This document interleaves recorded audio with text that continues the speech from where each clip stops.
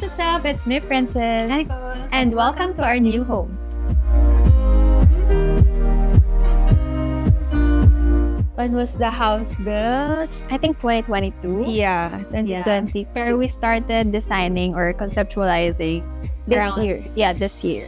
And super last minute. Yeah. Pero I remember like back when 2022 no, naka-face mask pa, face shield pa kami. First visit namin sa house na to. Super blanco pa siya. Yeah, wala pang Actually, nakatayo. wala pang nakatayo. So, nasa vlog din yon. Panoorin. Nila.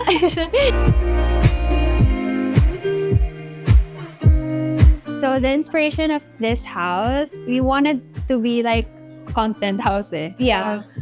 We make sure na every corner Instagrammable or Yeah. something that we can take photos or film. Yeah.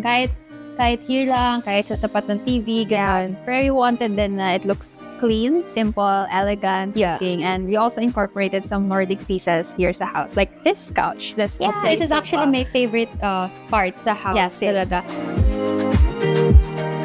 It feels surreal, to be honest. Kasi it's been years na in the making. It's been wait na. Yeah, we've been waiting for this final moment na magkaroon ng blessing sa house and we finally get to film inside the house.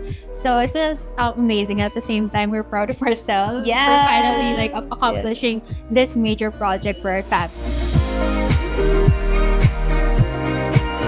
Ako naman, very excited din ako to create new memories sa house na to. Kasi ang tagal namin nagstay dun sa old house namin and sobrang dami na namin nagawang memories dun. So I can't wait na dito naman, new era. So very excited talaga ako and looking forward sa mga pwede namin gawin here, memories, and yun. Welcome to our new home.